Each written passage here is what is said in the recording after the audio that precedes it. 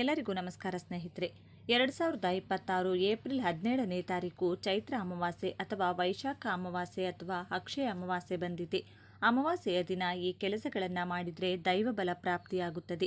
ಈ ನಿಯಮಗಳನ್ನು ಪಾಲಿಸಿ ಅಮಾವಾಸ್ಯೆಯ ದಿನ ಕಪ್ಪು ಬಣ್ಣದ ದಾರದಿಂದ ಈ ಒಂದು ಕೆಲಸವನ್ನು ಮಾಡಿದರೆ ನಿಮಗಿರುವಂತಹ ಕಷ್ಟಗಳು ಕೊಂಚವಾದರೂ ಕಡಿಮೆಯಾಗಿ ಮನಸ್ಸಿಗೆ ನೆಮ್ಮದಿ ಹಾಗೂ ಕುಟುಂಬದ ಏಳಿಗೆ ಅನ್ನೋದು ಆಗ್ತಾ ಹೋಗುತ್ತೆ.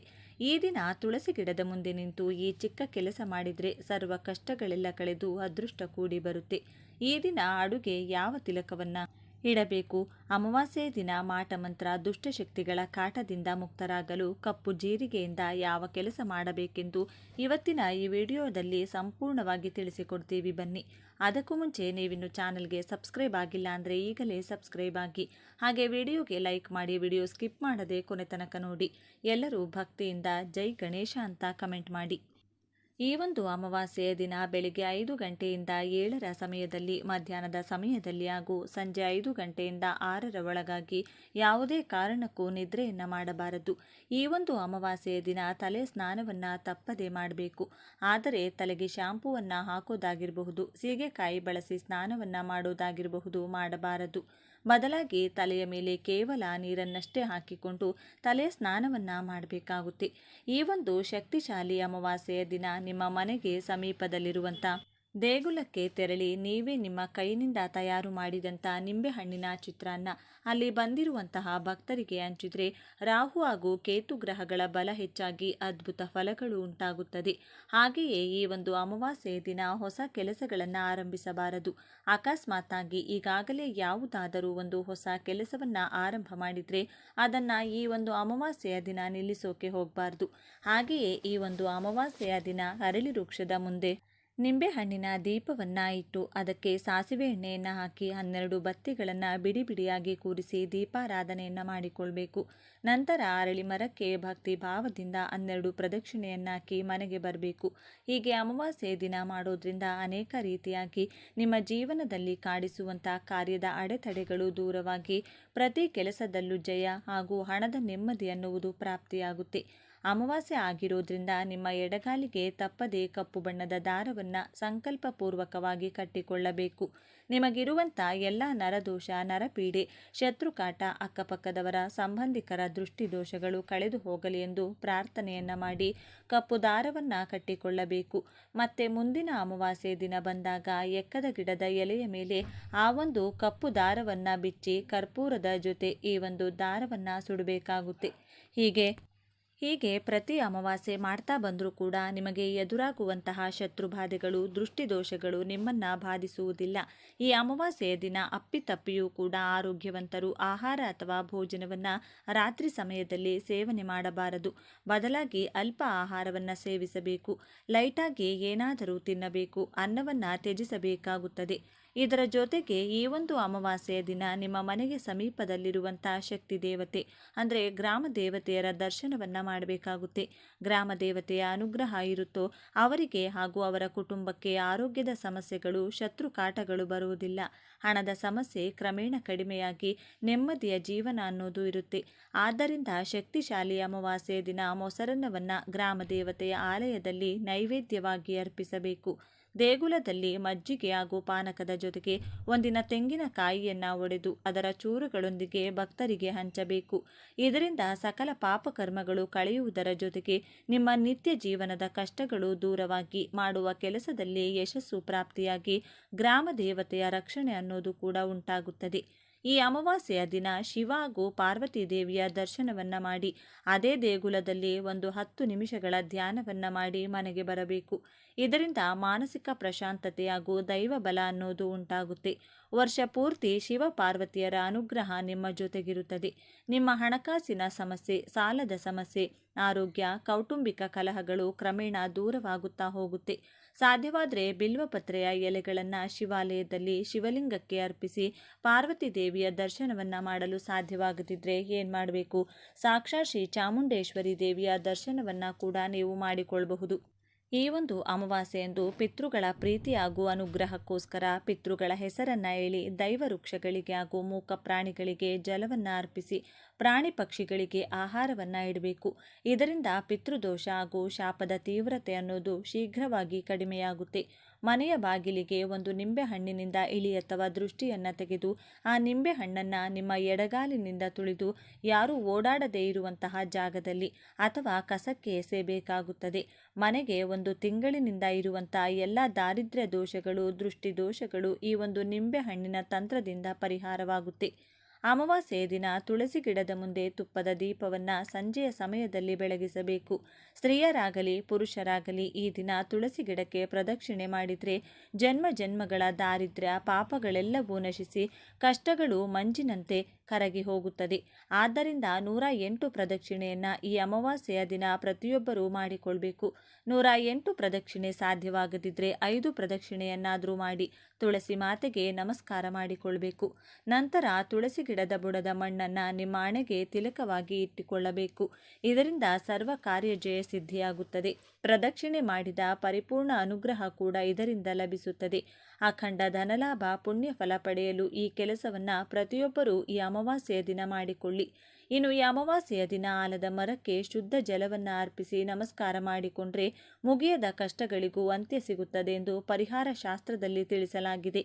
ಆಲದ ಮರಕ್ಕೆ ನೀರನ್ನು ಅರ್ಪಿಸಿ ಕಷ್ಟಗಳೆಲ್ಲ ಕಳೆದು ಅಭಿವೃದ್ಧಿ ಆಗಬೇಕು ಅಂತ ಬೇಡಿಕೊಂಡು ಬನ್ನಿ. ಎಷ್ಟೋ ವರ್ಷಗಳಿಂದ ಇದ್ದ ನಿಮ್ಮ ಕಣ್ಣೀರು ದುಃಖಕ್ಕೆ ಇದರಿಂದ ಖಚಿತವಾಗಿ ಮುಕ್ತಿ ದೊರೆಯುತ್ತದೆ. ಈ ಅಮಾವಾಸ್ಯೆಯ ದಿನ ಆದಷ್ಟು ಮೌನವಾಗಿರಿ ಅಥವಾ ಮೌನ ವ್ರತವನ್ನೇ ಆಚರಿಸಿ. ಈ ಅಮಾವಾಸ್ಯೆಯ ದಿನ ಯಾರು ಅನ್ನದಾನ ಮಾಡ್ತಾರೋ, ನದಿ ಸ್ನಾನವನ್ನು ಮಾಡ್ತಾರೋ, ಮೌನ ವ್ರತವನ್ನು ಆಚರಿಸುತ್ತಾರೋ ಅವರಿಗೆ 1000 ಗೋದಾನ ಮಾಡಿದ ಪುಣ್ಯ ಫಲದಿಂದ ಜೀವನದಲ್ಲಿ ಕಷ್ಟಗಳೆಲ್ಲ ನಶಿಸಿ ಹೋಗುತ್ತದೆ. ಈಗಿನ ಕಾಲದಲ್ಲಿ ಪ್ರತಿಯೊಬ್ಬರಿಗೂ ಶತ್ರು ಬಾಧೆಗಳು ಇದ್ದೇ ಇರುತ್ತೆ. ನಮಗೆ ಆಗದವರು ನಮ್ಮ ಬೆನ್ನ ಹಿಂದೆ ನಾವು ದೇವರುಗಳಿಗೆ ಕೈ ಮುಗಿಯುವುದು, ಅಮಾವಾಸ್ಯೆ ಹುಣ್ಣಿಮೆಯ ದಿನ ಮಾಟಮಂತ್ರ, ದುಷ್ಟಶಕ್ತಿಗಳ ಪ್ರಯೋಗ ಮಾಡಿಸೋದು ಮಾಡ್ತಾರೆ. ಈ ರೀತಿ ಶತ್ರು ಬಾಧೆಗಳಿಂದ ಬಳಲುತ್ತಿರುವವರು ಮರೆಯದೆ ಕಪ್ಪು ಜೀರಿಗೆಯನ್ನು ಮನೆಗೆ ತಂದು ಒಂದು ತಟ್ಟೆ ಅಥವಾ ಪೇಪರ್ ಮೇಲಿಟ್ಟು ಮನೆಯ ಎಲ್ಲ ಕೋಣೆಗಳಲ್ಲೂ ಕನಿಷ್ಠ 1 ಗಂಟೆಗಳ ಕಾಲ ಇರಿಸಬೇಕು. ರೂಮ್ನಲ್ಲಿ 1 ಗಂಟೆಗಳ ಕಾಲ, ಹಾಲಿನಲ್ಲಿ 1 ಗಂಟೆಗಳ ಕಾಲ, ಅಡುಗೆ ಮನೆಯಲ್ಲಿ 1 ಗಂಟೆಗಳ ಕಾಲ, ಹೀಗೆ ಪ್ರತಿ ಕೋಣೆಯಲ್ಲೂ ಸ್ವಲ್ಪ ಸಮಯ ಇಟ್ಟ ನಂತರ ಆ ಕಪ್ಪು ಜೀರಿಗೆಯನ್ನು ಮನೆಯ ಹೊರಗೆ ಬಾಗಿಲಿನ ಮುಂದೆ ಇಟ್ಟು ಕರ್ಪೂರ ಅಥವಾ ಪೇಪರ್ನ ಸಹಾಯದಿಂದ ಸುಡಬೇಕು. ಹೀಗೆ ಮಾಡುವುದರಿಂದ ಮಾಟಮಂತ್ರ ನೆಗೆಟಿವ್ ಶಕ್ತಿಗಳ ಶಕ್ತಿ ನಶಿಸಿ ಹೋಗುತ್ತದೆ. ಶತ್ರುಗಳು ಮಾಡಿಸುವ ಪ್ರಯೋಗಗಳ ಶಕ್ತಿ ನಡೆಯದಂತೆ ಕೆಲಸ ಮಾಡಿ ಮನೆಯನ್ನು ಕಪ್ಪು ಜೀರಿಗೆ ರಕ್ಷಣೆ ಮಾಡುತ್ತದೆ. ನೀವು ಈ ತಂತ್ರಕ್ಕೆ ಬಳಸುವ ಚೂರೇ ಚೂರು ಕಪ್ಪು ಜೀರಿಗೆ ಮುಂದಿನ ಅಮಾವಾಸ್ಯೆ ಹಾಗೂ ಹುಣ್ಣಿಮೆಯ ತನಕ ನಿಮಗೆ ರಕ್ಷಣೆಯನ್ನು ನೀಡುತ್ತದೆ. ಕಪ್ಪು ಜೀರಿಗೆಗೆ ನೆಗೆಟಿವ್ ಶಕ್ತಿಗಳನ್ನು ತಡೆಯುವ ವಿಶೇಷ ಶಕ್ತಿ ಇರುತ್ತದೆ. ಈ ಕೆಲಸವನ್ನು ನೀವು ಸಂಜೆ ಅಥವಾ ರಾತ್ರಿ ಸಮಯದಲ್ಲಿ ಮಾಡಿಕೊಳ್ಳಬಹುದು. ಇನ್ನು ಈ ಅಮಾವಾಸ್ಯೆಯ ದಿನ ರಾಹುಕಾಲ ಸಮಯದಲ್ಲಿ ಶಿವನಿಗೆ ಬಿಲ್ಪತ್ರೆಯನ್ನು ಅರ್ಪಿಸಿ ಪಂಚಾಮೃತದಿಂದ ಅಭಿಷೇಕವನ್ನು ಮಾಡಿದರೆ ಅಥವಾ ಮಾಡಿಸಿದರೆ ಹಣಕಾಸಿನ ಎಲ್ಲ ಕಷ್ಟಗಳು ಶೀಘ್ರವಾಗಿ ನಿಮ್ಮಿಂದ ದೂರವಾಗುತ್ತೆ. ಈ ಅಮಾವಾಸ್ಯೆಯ ದಿನದಂದು ಅರಳಿ ವೃಕ್ಷಕ್ಕೆ ಬಿಳಿ ಬಣ್ಣದ ದಾರವನ್ನು ಸುತ್ತಿ 108 ಪ್ರದಕ್ಷಿಣೆಯನ್ನು ಮಾಡಿ ಅರಳಿ ಮರದ ಕೆಳಗೆ ಯಾರಿಗಾದರೂ ಬ್ರಾಹ್ಮಣರಿಗೆ ಹಣ್ಣುಗಳನ್ನು ದಾನವಾಗಿ ನೀಡಿದರೆ ಅಷ್ಟೈಶ್ವರ್ಯ ಪ್ರಾಪ್ತಿಯಾಗುತ್ತೆ. ನಿಮ್ಮ ಯಾವುದೇ ಹಣದ ಕೋರಿಕೆಗಳು, ಆರೋಗ್ಯದ ಸಮಸ್ಯೆಗಳು, ಮದುವೆ, ಸಂತಾನದ ಕೋರಿಕೆಗಳಿದ್ದರೂ ಕೂಡ ನೆರವೇರುತ್ತದೆ. 108 ಪ್ರದಕ್ಷಿಣೆ ಮಾಡಲು ಸಾಧ್ಯವಾಗದಿದ್ದರೆ ಅರಳಿ ಮರಕ್ಕೆ ಶುದ್ಧ ಜಲವನ್ನು ಅರ್ಪಿಸಿ 7 ಪ್ರದಕ್ಷಿಣೆಯನ್ನು ಮಾಡಿದರೂ ಕೂಡ ಪುಣ್ಯ ಫಲ ಲಭಿಸುತ್ತದೆ. ಪ್ರದಕ್ಷಿಣೆ ನಂತರ ಎಳ್ಳುಂಡೆ ಆಗಿರಬಹುದು, ಹಾಲು, ಹಣ್ಣು, ಬೇಳೆ ಇತ್ಯಾದಿ ದಾನಗಳನ್ನು ದಾನವಾಗಿ ಅರಳಿ ಮರದ ಕೆಳಗೆ ನೀಡಿದರೆ ಜೀವನದಲ್ಲಿ ಅದ್ಭುತವಾದ ಏಳಿಗೆಯನ್ನು ನೀವು ಕಾಣಬಹುದು. ಅಮಾವಾಸ್ಯೆಯ ದಿನ ಪಿತೃಗಳ ಸ್ಮರಣೆ ತಪ್ಪದೇ ಮಾಡಿಕೊಳ್ಳಬೇಕು. ಪಿತೃಗಳ ಹೆಸರನ್ನು ಹೇಳಿ ಅನ್ನದಾನವನ್ನು ಮಾಡಿದರೆ, ಪಿತೃಗಳಿಗೆ ತರ್ಪಣ ನೀಡಿದರೆ ವಂಶದ ಅಭಿವೃದ್ಧಿಯಾಗುತ್ತದೆ. ಯಾವ ಕೆಲಸ ಮಾಡ್ತೀವಿ ಅಂದರೂ ಕೆಲಸ ಆಗ್ತಿಲ್ಲ, ಬರೀ ನಷ್ಟಗಳೇ ಆಗ್ತಾ ಇದೆ, ಕುಟುಂಬದ ಎಲ್ಲರಿಗೂ ಪದೇ ಪದೇ ಅನಾರೋಗ್ಯ ಬರುತ್ತೆ, ನೆಮ್ಮದಿ ಅನ್ನೋದೇ ನಾವು ಕಂಡಿಲ್ಲ, ಬರೀ ಹಣದ ಕಷ್ಟಗಳೇ ಆಗೋಗಿದೆ, ಮನೆಯಲ್ಲಿ ಶುಭ ಕಾರ್ಯ ನಡೀತಿಲ್ಲ ಅಂದರೆ ಪಿತೃಶಾಪ ಪಿತೃದೋಷ ನಿಮಗೆ ಇರುತ್ತೆ.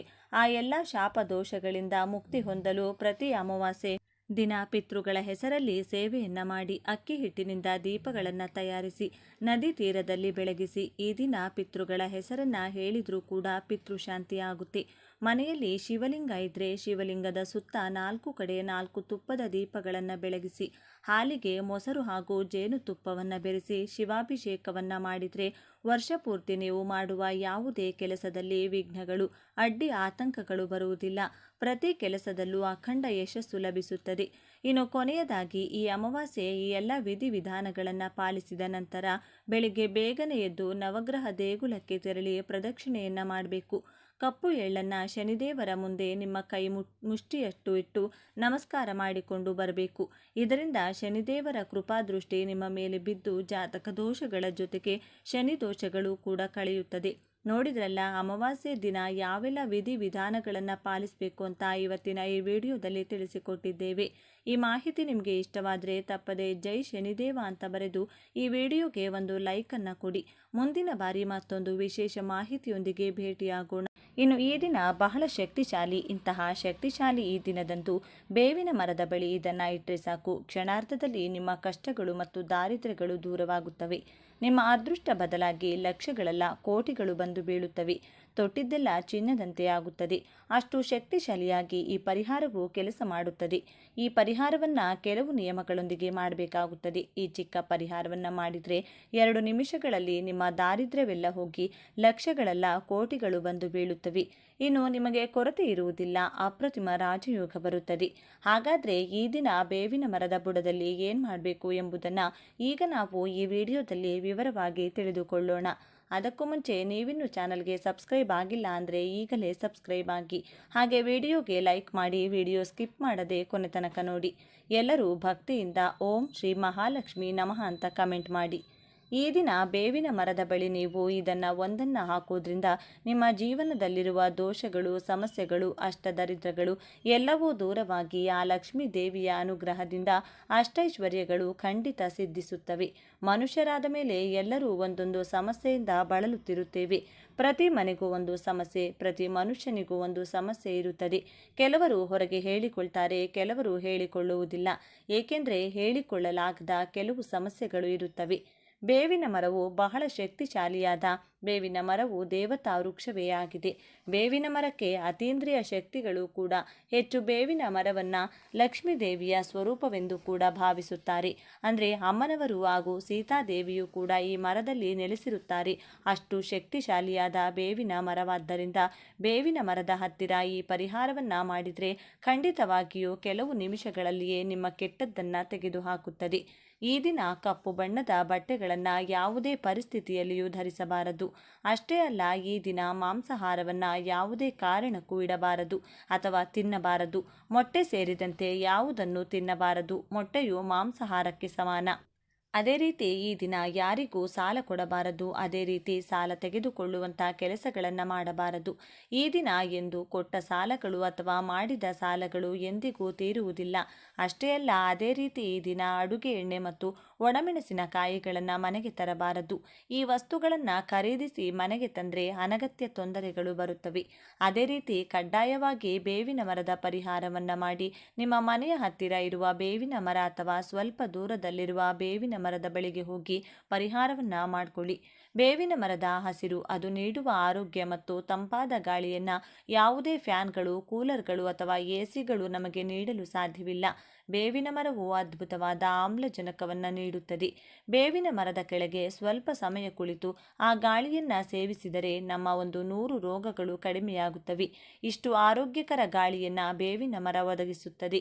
ಬೇವಿನ ಮರ ಇರುವಲ್ಲಿ ಒಂದು ಉತ್ತಮ ಸಕಾರಾತ್ಮಕ ಶಕ್ತಿ ಇರುತ್ತದೆ. ಬೇವಿನ ಮರ ಇರುವ ಮನೆಯಲ್ಲಿ ಜಗಳಗಳು, ಸಮಸ್ಯೆಗಳು ಕಡಿಮೆ ಇರುತ್ತವೆ. ಆರೋಗ್ಯವು ಚೆನ್ನಾಗಿತ್ತು. ಬೇವಿನ ಎಲೆಗಳು ಸಹ ಆಯುರ್ವೇದದ ಪ್ರಕಾರ ನಮಗೆ ತುಂಬ ಒಳ್ಳೆಯದು. ಒಂದು ಹಿಡಿ ಬೇವಿನ ಎಲೆಗಳನ್ನು ಈ ದಿನ ಸ್ನಾನ ಮಾಡುವ ನೀರಿನಲ್ಲಿ ಹಾಕಿ ಸ್ನಾನ ಮಾಡಿದರೆ ನಿಮಗೆ ಇರುವ ಅನಾರೋಗ್ಯ ಸಮಸ್ಯೆಗಳು, ಪಿತೃದೋಷಗಳು, ಪಾಪಗಳು, ಶನಿ ದೋಷಗಳು ಎಲ್ಲವೂ ನಿವಾರಣೆಯಾಗಿ ನೀವು ಮುಟ್ಟಿದ್ದೆಲ್ಲ ಚಿನ್ನವಾಗುತ್ತದೆ. ಬೇವಿನ ಎಲೆಗಳನ್ನು ಹಾಕೋದ್ರಿಂದ ನೀವು ಶಕ್ತಿವಂತರಾಗಿ ನಿಮ್ಮ ಆರೋಗ್ಯವು ಉತ್ತಮವಾಗಿರುತ್ತದೆ. ಹೊಸ ಉತ್ಸಾಹ, ಉಲ್ಲಾಸ ಮತ್ತು ಹೊಸ ಆಯುಷ್ಯದೊಂದಿಗೆ ಜೀವನವನ್ನು ಪ್ರಾರಂಭಿಸಲು ಸಾಧ್ಯವಾಗುತ್ತದೆ. ಅಷ್ಟು ಶಕ್ತಿಶಾಲಿ. ಇನ್ನು ಬೇವಿನ ಮರದ ಬಳಿ ನಾವು ಏನು ಮಾಡಬೇಕು ಅಂದರೆ, ಇದಕ್ಕಾಗಿ ಮೊದಲು ನೀವು ಒಂದು ಬಿಳಿ ಕಾಗದವನ್ನು ತೆಗೆದುಕೊಂಡ ನಂತರ ಆ ಕಾಗದದ ಮೇಲೆ ನಿಮ್ಮ ಸಮಸ್ಯೆಯನ್ನು ಬರೆಯಿರಿ. ಅಂದರೆ ನೀವು ಯಾವ ಸಮಸ್ಯೆಯ ಬಗ್ಗೆ ಈ ಪರಿಹಾರವನ್ನು ಮಾಡ್ತಿದ್ದೀರಿ ಆ ಸಮಸ್ಯೆಯನ್ನು ಬರೆಯಿರಿ. ಹಣಕ್ಕಾಗಿ ಮಾಡುತ್ತಿದ್ದೀರಾ ಅಥವಾ ಗಂಡ ಹೆಂಡತಿಯರ ನಡುವಿನ ಜಗಳಗಳು ಕಡಿಮೆಯಾಗಬೇಕೆಂದು ಮಾಡ್ತಿದ್ದೀರಾ, ಸಾಲಗಳು ತೀರಬೇಕೆಂದು ಮಾಡ್ತಿದ್ದೀರಾ, ಹೀಗೆ ನಿಮಗೆ ಇರುವ ಸಮಸ್ಯೆಯನ್ನು ಬರೆಯಿರಿ. ಬರೆದ ನಂತರ ಆ ಕಾಗದದ ಮೇಲೆ ಒಂದು ಚಮಚ ಕಪ್ಪು ಸಾಸಿವೆ ಹಾಕಿ. ಈ ಕಪ್ಪು ಸಾಸಿವೆ ತುಂಬ ಶಕ್ತಿಶಾಲಿಯಾಗಿರೋದ್ರಿಂದ ಒಂದು ಚಮಚ ಕಪ್ಪು ಸಾಸಿವೆ ಹಾಗೆ ಒಂದು ಚಮಚ ಕಲ್ಲುಪ್ಪು ಹಾಕಿ. ನಂತರ ಕುಂಕುಮ ಕೆಂಪು ಬಣ್ಣದಲ್ಲಿರುವುದರಿಂದ ಈ ಅಮಾವಾಸ್ಯೆಯ ದಿನ ಕೆಟ್ಟ ದೃಷ್ಟಿಯನ್ನು ತೆಗೆದುಹಾಕಲು ಇದು ತುಂಬ ಉಪಯುಕ್ತವಾಗಿದೆ. ಇವುಗಳ ಜೊತೆಗೆ ಒಣಮೆಣಸಿನಕಾಯಿಗಳನ್ನು ಹಾಕಿ. 4 ಒಣಮೆಣಸಿನಕಾಯಿಗಳು ಸಾಕು. ಆ ಮೆಣಸಿನಕಾಯಿಗಳನ್ನು ಸಹ ಆ ಕಾಗದದಲ್ಲಿ ಹಾಕಿ. ನಮ್ಮ ಪೂರ್ವಿಕರು ಮೊದಲು ಉಪ್ಪು, ಒಣಮೆಣಸಿನಕಾಯಿಗಳಿಂದ ದೃಷ್ಟಿ ತೆಗೆಯುತ್ತಿದ್ದರು. ಮಕ್ಕಳಿಗೆ ಜ್ವರ ಇತ್ಯಾದಿ ಬಂದಾಗ ದೃಷ್ಟಿ ತೆಗೆಯುತ್ತಿದ್ದರು. ದೃಷ್ಟಿ ತೆಗೆದರೆ ಆ ಜ್ವರಗಳು ತಕ್ಷಣ ಕಡಿಮೆಯಾಗುತ್ತಿದ್ದವು. ಆದ್ದರಿಂದ ಅಷ್ಟು ಶಕ್ತಿಶಾಲಿ ಕೆಂಪು ಮೆಣಸಿನಕಾಯಿಗಳು. ಇವು ಕೂಡ ಕೆಂಪು ಬಣ್ಣದಲ್ಲಿರುತ್ತವೆ. ಕೆಟ್ಟದ್ದನ್ನು ಚೆನ್ನಾಗಿ ತೆಗೆದುಹಾಕುತ್ತವೆ. ಹೀಗೆ ಈ ಕಾಗದದ ಮೇಲೆ ಸಮಸ್ಯೆಯನ್ನು ಬರೆದು ಒಂದು ಚಮಚ ಸಾಸಿವೆ, ಒಂದು ಚಮಚ ಕಲ್ಲುಪ್ಪು, ಚಿಟಿಕೆ ಕುಂಕುಮ, 4 ಒಣಮೆಣಸಿನಕಾಯಿಗಳು ಇವೆಲ್ಲವನ್ನು ಆ ಕಾಗದದಲ್ಲಿ ಹಾಕಿ. ಆ ಕಾಗದದ ಮೇಲೆ ನಿಮ್ಮ ಸಮಸ್ಯೆಯನ್ನು ಕೆಂಪು ಬಣ್ಣದ ಸ್ಕೆಚ್ ಪೆನ್ನಿಂದ ಬರೆಯಬೇಕು. ನೆನಪಿಡಿ, ಕೆಂಪು ಬಣ್ಣದ ಸ್ಕೆಚ್ ಪೆನ್ನಿಂದ ನಿಮ್ಮ ಸಮಸ್ಯೆಯನ್ನು ಬರೆದು ಒಟ್ಟು 5 ವಸ್ತುಗಳನ್ನು ಹಾಕಿ. ಅಂದರೆ ಕಪ್ಪು ಸಾಸಿವೆ, ಕಲ್ಲುಪ್ಪು, ಚಿಟಿಕೆ ಕುಂಕುಮ, 4 ಒಣಮೆಣಸಿನಕಾಯಿಗಳು ಈ 5 ವಸ್ತುಗಳನ್ನು ಆ ಕಾಗದದಲ್ಲಿ ಹಾಕಿದ ನಂತರ ಚಿಕ್ಕ ಮೂಟೆ ಕಟ್ಟಿ. ಆ ನಂತರ ಈ ಚಿಕ್ಕ ಮೂಟೆಯನ್ನು ತೆಗೆದುಕೊಂಡು ನೀವು ಬೇವಿನ ಮರದ ಬಳಿಗೆ ಹೋಗಬೇಕು. ನೀವು ಸಂಧ್ಯಾ ಸಮಯದಲ್ಲಿ ಅಂದರೆ ಸುಮಾರು 4 ಗಂಟೆಯಿಂದ 6 ಗಂಟೆಯ ನಡುವೆ ಹೋಗಬೇಕು. ನೀವು ಬೇವಿನ ಮರದ ಹತ್ತಿರ ಹೋಗಿ ಆ ಚಿಕ್ಕ ಮೂಟೆಯನ್ನು ಕೈಯಲ್ಲಿ ಹಿಡಿದುಕೊಂಡು ನಿಮ್ಮ ಸಂಕಲ್ಪವನ್ನು ಹೇಳಿಕೊಳ್ಬೇಕು. ನಿಮಗಿರುವಂಥ ಕೆಟ್ಟದ್ದು ಹೋಗಬೇಕು, ಬಾಧೆಗಳು ದೂರವಾಗಬೇಕೆಂದು ಹೇಳಿ. ಬೇವಿನ ಮರವು ಅಮ್ಮನವರ ಸ್ವರೂಪವಾಗಿರುವುದರಿಂದ ಆ ತಾಯಿಗೆ ಹೇಳಿಕೊಂಡು ಮರದ ಸುತ್ತಲೂ ಬಲದಿಂದ ಎಡಕ್ಕೆ 3 ಬಾರಿ, ಎಡದಿಂದ ಬಲಕ್ಕೆ 3 ಬಾರಿ ಆ ಚಿಕ್ಕ ಮೂಟೆಯನ್ನು ನಿಮ್ಮ ತಲೆಯ ಸುತ್ತ ತಿರುಗಿಸಿಕೊಂಡು ಆ ಬೇವಿನ ಮರದ ಹತ್ತಿರ ಆ ಚಿಕ್ಕ ಮೂಟೆಯನ್ನು ಹಾಕಿ ಹಿಂದಿರುಗಿ ನೋಡದೆ ನೀವು ಮನೆಗೆ ಹೋಗಬೇಕು. ಸಂಜೆ 4 ಗಂಟೆ ಸಮಯದಿಂದ 6 ಗಂಟೆಯ ಸಮಯದವರೆಗೆ ಈ ಪರಿಹಾರವನ್ನು ಮಾಡಿಕೊಳ್ಳಿ. ನಿಮಗೆ ಉತ್ತಮ ಫಲಗಳು ದೊರೆಯುತ್ತವೆ. ಈ ದಿನ ಸಂಜೆ 4 ಗಂಟೆಗೆ ಈ ಪರಿಹಾರವನ್ನು ಮಾಡಿ. ಮನೆಯಲ್ಲಿರುವ ಬೇವಿನ ಮರದ ಬಳಿ ಈ ಪರಿಹಾರವನ್ನು ಮಾಡಬಾರ್ದು. ಹೊರಗಿರುವ ಮರದ ಬಳಿ ಮಾತ್ರ ಪರಿಹಾರವನ್ನು ಮಾಡಬೇಕು. ಅದೇ ರೀತಿ ದೇವಸ್ಥಾನದ ಒಳಗಿರುವ ಮರದ ಬಳಿಯೂ ಈ ಪರಿಹಾರವನ್ನು ಮಾಡಬಾರ್ದು. ದೇವಸ್ಥಾನದ ಹೊರಗೆ ಇರಬೇಕು, ರಸ್ತೆಯ ಬದಿಯಲ್ಲಿರಬೇಕು, ಮನೆಯ ಹೊರಗೆ ಇರಬೇಕು. ಆ ಮರದ ಬಳಿ ಈ ಪರಿಹಾರವನ್ನು ಮಾಡಬೇಕು. ಆ ಚಿಕ್ಕ ಮೂಟೆಯನ್ನು ಮರದ ಬಳಿ ಹಾಕುವ ಮೊದಲು ಬೇವಿನ ಮರವನ್ನು ಸ್ಪರ್ಶಿಸಿ ನಮಸ್ಕರಿಸಿ. ನಿಮಗೆ ಸಾಧ್ಯವಾದರೆ ಆ ಬೇವಿನ ಮರಕ್ಕೆ ಒಂದು ಚೊಂಬು ನೀರನ್ನು ಹಾಕಿ ಆ ಬೇವಿನ ಮರದ ಸುತ್ತ ಪ್ರದಕ್ಷಿಣೆಗಳನ್ನು ಮಾಡಿ. ಆ ನಂತರ ಚೆನ್ನಾಗಿ ನಿಮ್ಮ ಸಂಕಲ್ಪ ಹೇಳಿಕೊಂಡು ಈ ಚಿಕ್ಕ ಮೂಟೆಯನ್ನು ನಿಮ್ಮ ತಲೆಯ ಸುತ್ತ ಬಲದಿಂದ ಎಡಕ್ಕೆ 3 ಬಾರಿ, ಎಡದಿಂದ ಬಲಕ್ಕೆ 3 ಬಾರಿ ತಿರುಗಿಸಿ ಆ ಬೇವಿನ ಮರದ ಬುಡದಲ್ಲಿ ಹಾಕಿ ಹಿಂದಿರುಗಿ ನೋಡದೆ ಮನೆಗೆ ಹೋಗಿ. ಇದರಲ್ಲಿ ಹಾಕಿರುವ ಪ್ರತಿಯೊಂದು ಕೂಡ ಬಹಳ ಶಕ್ತಿಶಾಲಿಯಾಗಿದೆ. ಸಾಸಿವೆ ದೃಷ್ಟಿ ತೆಗೆದುಹಾಕುತ್ತದೆ. ಕಪ್ಪು ಬಣ್ಣದಲ್ಲಿರುತ್ತವೆ. ಕಪ್ಪು ಕೂಡಲೇ ಕೆಟ್ಟದ್ದನ್ನು ತೆಗೆದುಹಾಕುತ್ತದೆ. ಬಹಳ ಶಕ್ತಿಶಾಲಿ ಸಾಸಿವೆ ನಮಗೆ ಚಿಕ್ಕದಾಗಿರುತ್ತದೆ. ಅದೇ ರೀತಿ ಕಲ್ಲುಪ್ಪು ಕೂಡ ದೃಷ್ಟಿ ತೆಗೆಯಲು ಮತ್ತು ದೋಷವನ್ನು ನಿವಾರಿಸಲು ಬಹಳ ಉಪಯುಕ್ತವಾಗಿದೆ. ಸಾಲದ ಸಮಸ್ಯೆಗಳನ್ನು, ಆರ್ಥಿಕ ಸಮಸ್ಯೆಗಳನ್ನು ನಿವಾರಿಸುತ್ತದೆ. ಕುಂಕುಮ ಮಂಗಳಕರವಾದದ್ದು, ಶುಭಕರವಾದದ್ದು. ಇನ್ನು ಅನೇಕ ಮೆಣಸಿನಕಾಯಿಗಳು ಬಹಳ ಖಾರವನ್ನು ಹೊಂದಿರುತ್ತವೆ. ಅದೇ ರೀತಿ ನಮಗಿರುವಂತಹ ಕಠಿಣ ಸಮಸ್ಯೆಗಳನ್ನು, ಖಾರವಾದ ಸಮಸ್ಯೆಯನ್ನಾದರೂ ಒಣಮೆಣಸಿನಕಾಯಿಗಳು ಕ್ಷಣಗಳಲ್ಲಿ ನಿವಾರಿಸುತ್ತವೆ. ಆದ್ದರಿಂದ ಇವುಗಳನ್ನು ಕಟ್ಟಿ ಹಾಗೆ ದೃಷ್ಟಿ ತೆಗೆದು ಬೇವಿನ ಮರದ ಬಳಿ ಹಾಕಿ. ಮನೆಗೆ ಪ್ರವೇಶಿಸುವಾಗ ಮರೆಯದೆ ಕಾಲು ಕೈಗಳನ್ನು ಸ್ವಚ್ಛವಾಗಿ ತೊಳೆದುಕೊಂಡು ಹೋಗಿ. ಇನ್ನೂ ಸಾಧ್ಯವಾದರೆ ಸ್ನಾನ ಮಾಡಿ. ಹೀಗೆ ಮಾಡಿ ನೋಡಿ. ನೀವು ಮನೆಗೆ ಹೋಗುವಷ್ಟರಲ್ಲಿ ಒಂದು ಉತ್ತಮ ಸಕಾರಾತ್ಮಕ ಮನಸ್ಥಿತಿ ಬರುತ್ತದೆ. ನಿಮ್ಮ ಮನಸ್ಸು ಸಂಪೂರ್ಣವಾಗಿ ವಿಶ್ರಾಂತಿ ಪಡೆಯುತ್ತದೆ. ನಿಮಗೆ ಹಣಕಾಸಿನ ವಿಷಯದಲ್ಲಿ ಹಣ ಕೈಗೆ ಸಿಗುವುದು ಮತ್ತು ತುಂಬ ಶಾಂತವಾಗಿರುವುದನ್ನು ನೋಡಿ ನೀವೇ ಆಶ್ಚರ್ಯಪಡುತ್ತೀರಿ. ಹಣಕಾಸಿನ ಸಮಸ್ಯೆಗಳು ದೂರವಾಗುವುದು, ಮನೆ ಅನುಕೂಲಕರವಾಗಿ ಬದಲಾಗುವುದು, ಕೆಟ್ಟ ದೃಷ್ಟಿ ದೂರವಾಗುವುದು. ಈ ಪರಿಹಾರವು ಬಹಳ ಶಕ್ತಿಶಾಲಿಯಾಗಿ ನಿಮ್ಮ ಹಣೆ ಬರಹವನ್ನೇ ಬದಲಾಯಿಸುತ್ತದೆ. ಈ ಅಮಾವಾಸ್ಯೆ ಬಹಳ ಶಕ್ತಿಶಾಲಿಯಾಗಿರುವುದರಿಂದ ಖಂಡಿತವಾಗಿಯೂ ಇದನ್ನು ಮಾಡಿಕೊಳ್ಳಿ. ಈ ಪರಿಹಾರವು ಅದ್ಭುತವಾಗಿ ಕೆಲಸ ಮಾಡುತ್ತದೆ. ಇದನ್ನು ಮಹಿಳೆಯರು ಮಾಡಬಹುದು, ಪುರುಷರು ಮಾಡಬಹುದು, ಯಾವುದೇ ತೊಂದರೆ ಇಲ್ಲ. ಚೆನ್ನಾಗಿ ಹೀಗೆ ಮಾಡಿಕೊಂಡು ನಿಮಗಿರುವ ಪ್ರತಿಯೊಂದು ಸಮಸ್ಯೆಯಿಂದಲೂ ಹೊರಬನ್ನಿ. ಹೀಗೆ ಮಾಡ್ತಿದ್ದೇವೆ ಎಂದು ಯಾರಿಗೂ ಹೇಳಬಾರದು. ಹೇಳಿದರೆ ನಮ್ಮ ಮಾತಿನ ರೂಪದಲ್ಲಿ ಅದಕ್ಕಿರುವ ಶಕ್ತಿ ಎಲ್ಲವೂ ಹೋಗುತ್ತದೆ. ಆದ್ದರಿಂದ ಇದನ್ನು ರಹಸ್ಯವಾಗಿ ಮಾಡಬೇಕಾದ ಪರಿಹಾರ ಇದು. ಆದ್ದರಿಂದ ನೀವು ಕೂಡ ಈ ಶಕ್ತಿಶಾಲಿ ಈ ದಿನದಂದು ಬೇವಿನ ಮರದ ಬಳಿ ನೀಡಿದ ಸುಲಭ ಪರಿಹಾರವನ್ನು ಮಾಡಿ ನಿಮ್ಮ ಕಷ್ಟಗಳನ್ನು, ದಾರಿದ್ರ್ಯವನ್ನು ನಿವಾರಿಸಿಕೊಂಡು ಆನಂದವಾಗಿ ಬದುಕಿ. ಓಕೆ ಸ್ನೇಹಿತರೆ, ಈ ಮಾಹಿತಿ ನಿಮಗೆ ಇಷ್ಟವಾದರೆ ಈ ವಿಡಿಯೋನ ಪ್ರತಿಯೊಬ್ಬರಿಗೂ ಕೂಡ ಶೇರ್ ಮಾಡಿ. ನಮ್ಮ ಚಾನಲ್ಗೆ ಸಬ್ಸ್ಕ್ರೈಬ್ ಆಗಿ. ಎಲ್ಲರೂ ಭಕ್ತಿಯಿಂದ ಓಂ ಶ್ರೀ ಶನೇಶ್ವರ ನಮಃ ಅಂತ ಕಮೆಂಟ್ ಮಾಡಿ. ಧನ್ಯವಾದಗಳು.